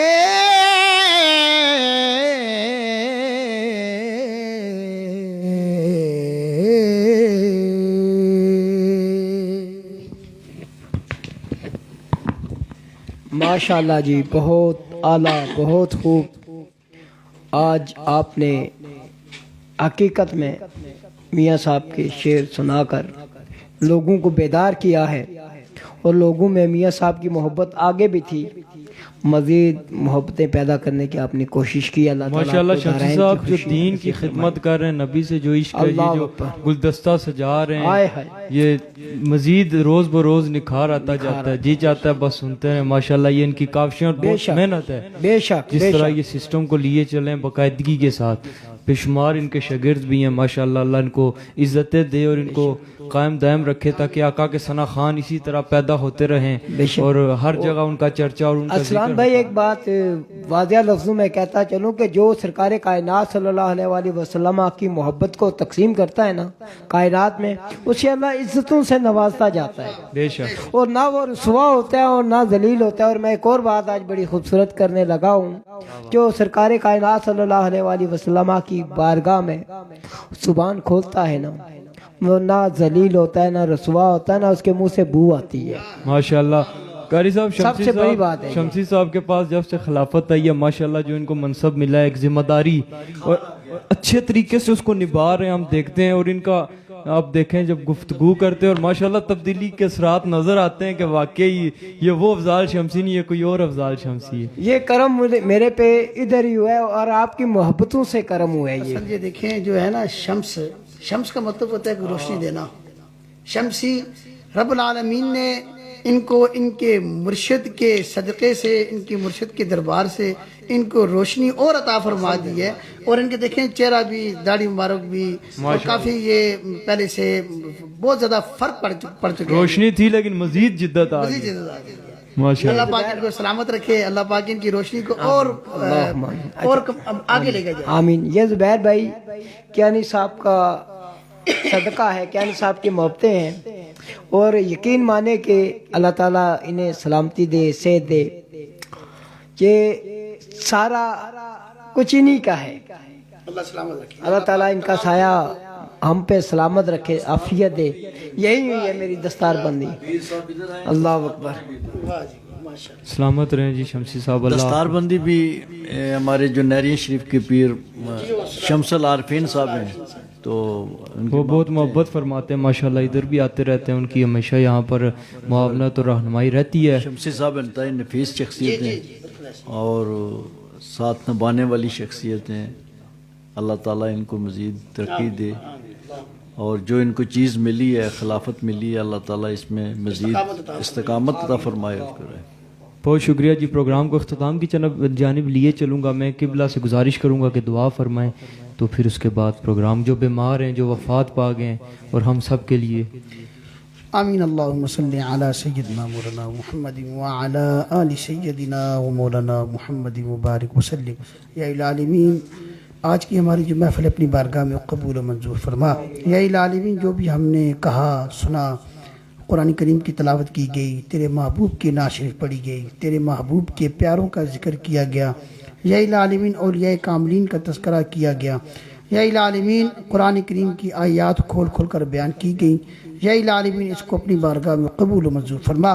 ہمارے کہنے میں یا العالمین، ہمارے الفاظوں میں اگر کوئی بھی غلطی ہوئی ہو، یا العالمین کریم آقا کی شفاعت کے صدقے، کریم آقا کے کرم کے صدقے ہماری ان لغزشوں کو دور فرما کے اپنا خصوصی فضل کرم فرما کے ہماری اس محفل کو اپنی بارگاہ میں قبول و منظور فرما. یا العالمین کیانی صاحب کا سایہ اس ادارے پر قائم دائم فرما. یا العالمین بڑھ چڑھ کر کام کرنے کی توفیق عطا فرما. جتنے بھی اس ٹیم کے متعلقین ہیں تمام کو محنت سے، لگن سے کام کرنے کی توفیق عطا فرما. یا العالمین ہم سب کا خاتمہ بالایمان فرما. یا العالمین جو بیمار ہیں تمام کو شفاء کاملہ نصیب فرما. یا العالمین جو اس دنیا سے چل بسے تمام کے قبول پر اپنا خصوصی فضل کرم فرما. یا العالمین جو مسلمان جہاں کہیں پریشان حال ہیں، پاکستان میں، پاکستان سے باہر جہاں بھی کہیں پریشان حال ہے، تمام کی پریشانیاں دور فرما. یا العالمین ہم سب کا خاتمہ بالایمان فرما. لی خمسۃ ندفی بہا حر الوباء الحاطمہ المصطفیٰ والمرتضی وابناہما بالفاطمہ وصلی اللہ تعالی علی خیر خلقہ محمد وعلی آلہ واصحابہ اجمعین برحمتک یا. پروگرام اختتام کی جانب آپ پہنچا ہے، تو میں اپنے جو ناظرین ہیں آپ کا انتہائی مشکور و ممنون ہوں کہ انتہائی خوبصورت انداز میں آپ اپنا فیڈ بیک دیتے ہیں. دن بدن آپ کا فیڈ بیک جو ہے اس میں مزید وسعت آتی ہے. اللہ آپ کو کم عزتوں سے نوازے. اور جو بیرون ممالک ہمارے ناظرین ہیں، بالخصوص تقریباً تمام ممالک سے ہمیں دیکھتے ہیں، آپ کے بھی ہم انتہائی مشکور و ممنون ہیں. انشاءاللہ اگلے ہفتے نئے موضوع اور نئی شخصیات کے ساتھ آپ کی خدمت میں دوبارہ سے حاضر ہوں گے. تب تک کے لیے اجازت دیجیے. خدا حافظ. پاکستان زندہ باد.